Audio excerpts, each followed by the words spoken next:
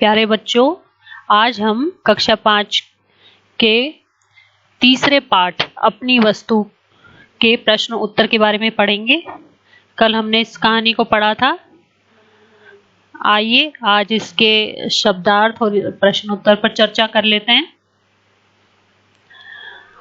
शब्दार्थ देखिए, उद्यत तैयार, किसी काम को करने के लिए जो हमेशा तैयार रहते हैं, वो काम को उद्यत करने के लिए उद्यत रहते हैं। स्वामित्व, अधिकार, संपत्ति, धन दौलत, हड़पना, गायब कर जाना, मूल्यवान, कीमती, संसार, दुनिया, तनिक, थोड़ा। उच्चारण कीजिए, तत्काल, बिल्कुल, उद्यत, दलीलें, तत्पश्चात, बंटवारा। इन प्रश्नों के उत्तर सोचकर बताइए। लड़ाई झगड़ा कौन कर रहे थे? लड़ाई झगड़ा दोनों भाई कर रहे थे। दोनों भाई किसके लिए झगड़ रहे थे? दोनों भाई भूमि के लिए झगड़ रहे थे। दोनों भाइयों को किसने समझाया? दोनों भाइयों को महात्मा जी ने समझाया।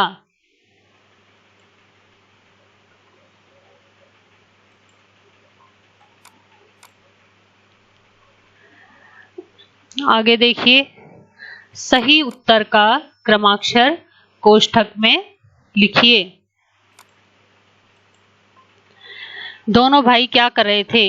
हंसी मजाक, लड़ाई झगड़ा, बातचीत, खाना खा रहे थे। क्या कर रहे थे? लड़ाई झगड़ा कर रहे थे।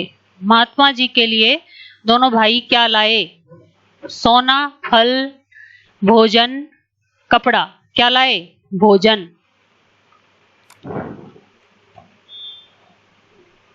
महात्मा जी ने झगड़ा रोकने के लिए दोनों भाइयों को क्या राय दी?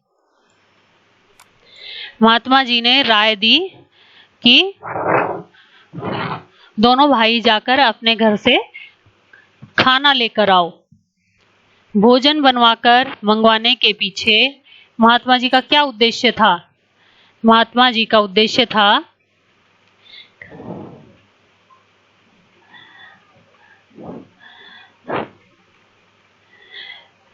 इस समस्त कार्रवाई का उद्देश्य केवल यह था कि दोनों का क्रोध कुछ कम हो जाए, ताकि उन्हें समझाया जा सके।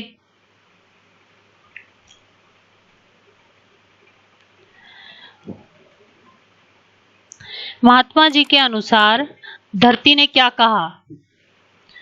महात्मा जी के अनुसार धरती ने कहा,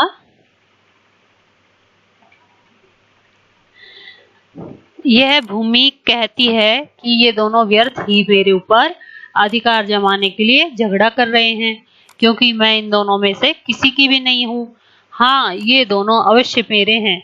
मैंने इनकी कई पीढ़ियों को पाला है और जाते हुए देखा है।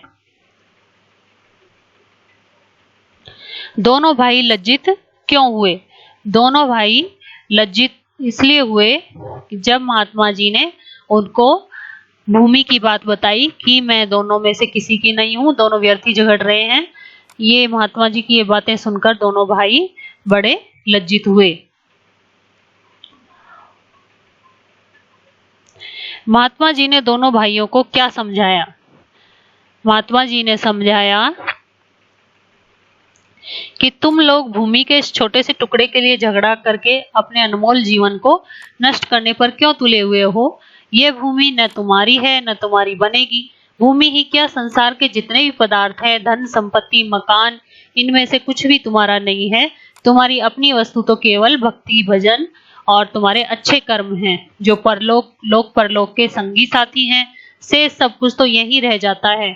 अतएव आपस में लड़ने झगड़ने और मनुष्य जन्म के मूल्यवान समय को नष्ट करने की अपेक्षा जीवन को अच्छे कर्मों और नाम सुमिरण में लगाओ, ताकि तुम्हारा परलोक संवर जाए।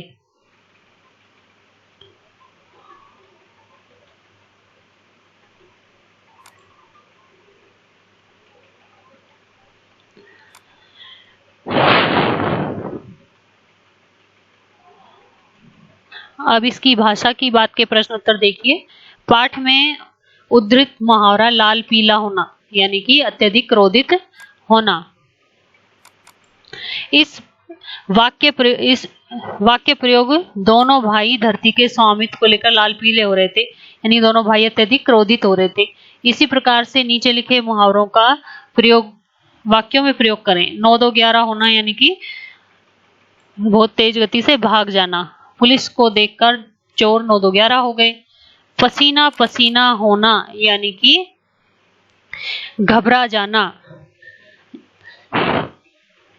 पुलिस को देखकर चोर पसीना पसीना हो गए ना।